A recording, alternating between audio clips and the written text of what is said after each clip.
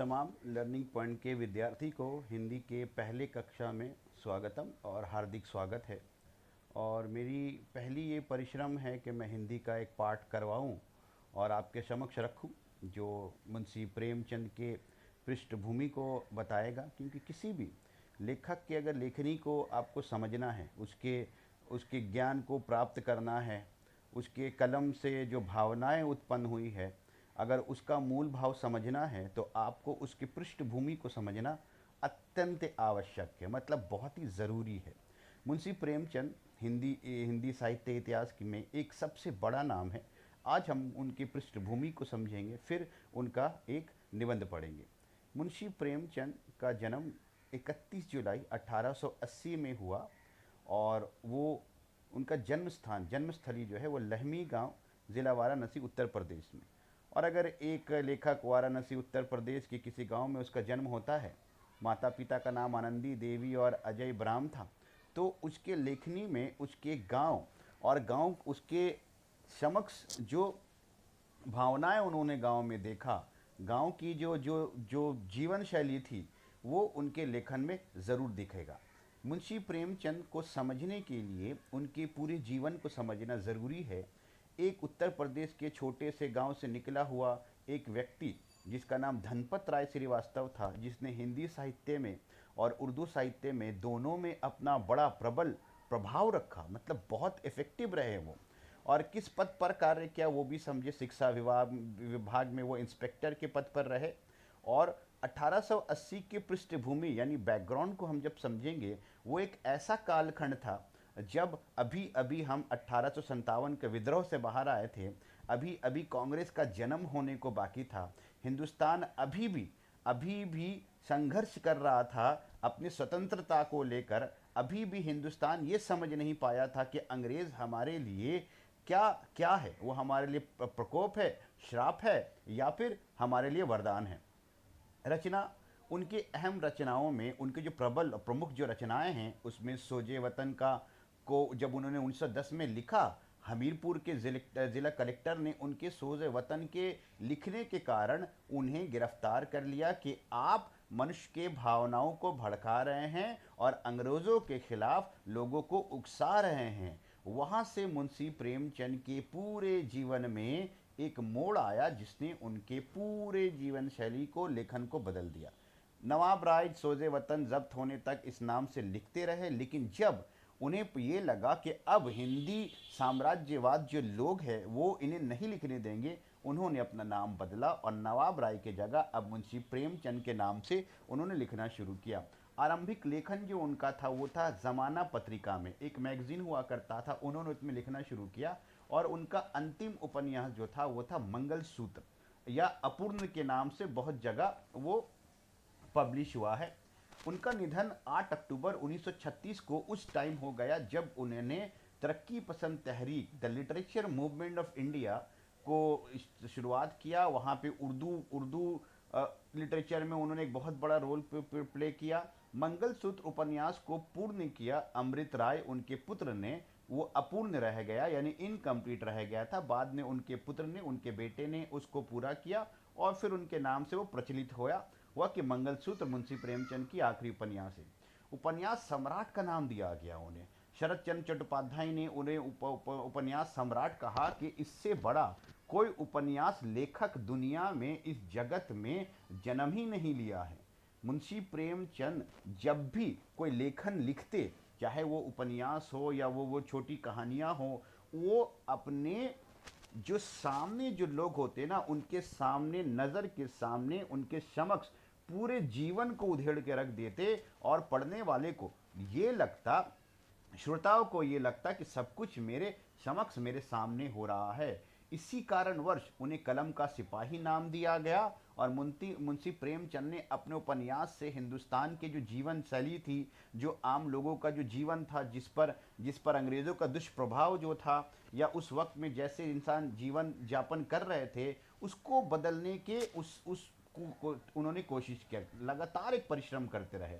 गौदान 1936 में लिखा, गबन 1931 में लिखा, सेवा सदन लिखा, कर्मभूमि, वरदान, प्रेम आश्रम, रंगभूमि, निर्मला, प्रतिज्ञा, कायाकल्प, मंगलसूत्र और जितने भी उपन्यास उन्होंने लिखा वो सबका सीधा सीधा जो रिलेशन था, जो संबंध था, वो उस टाइम के पृष्ठभूमि से था, बैकग्राउंड से था। उनका सबसे ऐतिहासिक जो उपन्यास है वो है रूठी रानी। प्रेमचंद ने अपने पूरे जीवन काल में 300 उपन्यास और कहानियाँ लिखी, जिनमें ऐतिहासिक उपन्यासों में रूठी रानी, पंच परमेश्वर, कफन, नमक का दारोगा, बूढ़ी काकी, नशा, परीक्षा, ईदगाह, बड़े घर की बेटी, सुजान भगत, शतरंज का खिलाड़ी, माता का हृदय, मिस पद्मा, बलिदान बलिदान, दो बैलों की कथा, पशु की रात, सौत कजाकी। और उन्हें सबसे अपना जो पहला प्रथम जो कहानी लिखा वो संसार अनमोल रतन, एक पत्रिका हुआ करता था ज़माना, उसमें उनका लेखन लिखा गया। उनकी प्रथम जो कहानी थी उसका पहला शीर्षक कुछ और था, संग्रह था, लेकिन सोज़े वतन के नाम से उर्दू और हिंदी में उसे प्रकाशित किया गया। और उनके निधन के बाद एक एक बुक आया मानसरोवर के नाम से, जिसके 8 खंडों मतलब 8 वॉल्यूम में उसको प्रकाशित पब्लिश किया गया। और प्रेमचंद ने जो भी 300 कहानियाँ लिखी है उसका 3 बैकग्राउंड है, 3 डिफरेंट जोन है। एक कहानी 1916 से 1920 के बीच का कालखंड बताता है, कुछ कहानी 1920 से 1930 का कालखंड हालात बताता है, कुछ कहानी 1930 से 1936 का। उनके तमाम कहानियों में उस टाइम के जो ज़माना था उसका प्रभाव दिखता है। उनकी अंतिम कहानी कफन मानी जाती है। हिंदी और उर्दू साहित्य ने बहुत बुरे टाइम देखे हैं जहाँ पे एक लेखक यानी पोइट या जो राइटर होता वो सिर्फ वक्त बिताने के लिए, समय व्यतीत करने के लिए, टाइम पास करने के लिए लेखन लिखा करता।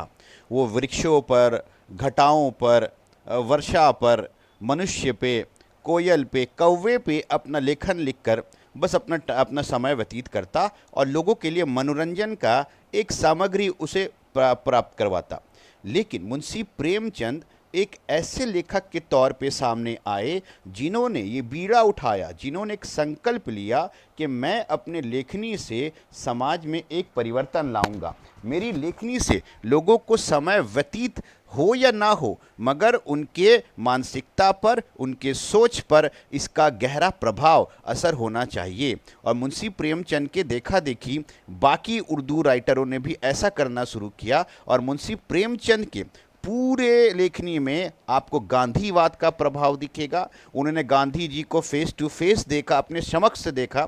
साहित्य को समाज का दर्पण नहीं, मशाल भी होना चाहिए, ये मुंशी प्रेमचंद का कथन था कि लिटरेचर जो है, राइटिंग है, वो पोएम हो, ड्रामा हो, नॉवेल हो, वो एक मशाल के जैसा इतना रोशनी फैलाए कि समाज उसके रोशनी में आगे बढ़ सके।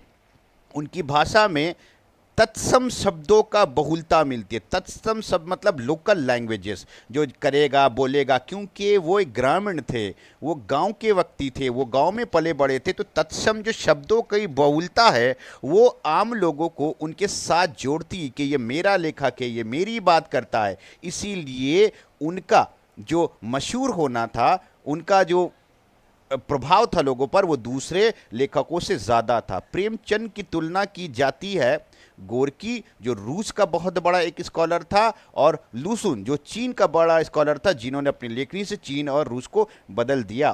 प्रेमचंद विविध प्रसंग, 3 अलग अलग भाग है, वो अमृत राय द्वारा संपादित किया गया एक किताब है, एक पुस्तक है, जिसमें प्रेमचंद के व्यक्तित्व को भी बताया गया है कि उनके लेखनी पर गांधी का प्रभाव था, कार्ल मार्क्स का प्रभाव था, लुचन का प्रभाव था, जिनसे उन्होंने सीखा कि साहित्य को समाज से जोड़ना है। सिर्फ टाइम पास करने के लिए, समय व्यतीत करने के लिए साहित्यकार, रचनाकार, उपन्यासकार नहीं होता है। और उन्होंने बीड़ा उठाया कि मैं अपने लेखन से समाज में परिवर्तन लाऊंगा, सामाजिक मूल्यों को बदलूंगा, लोगों को जागृत करूंगा कि वो स्वतंत्रता के लिए लड़े। प्रेमचंद की कहानी रचनावली डॉक्टर कमाल किशोर गोयनका के द्वारा प्रकाशित की गई, जिसमें प्रेमचंद को इस तरह से प्रस्तुत किया गया कि प्रेमचंद उपन्यास सम्राट के तौर पे लोगों के सामने आए। प्रेमचंद को पद्म भूषण, पद्मश्री, साहित्य अकेडमी अवार्ड मिला। और ये अवार्ड सिर्फ उन्हीं रचनाकारों को मिलता है जिनके रचनात्मक जो लेखन है वो समाज को परिवर्तित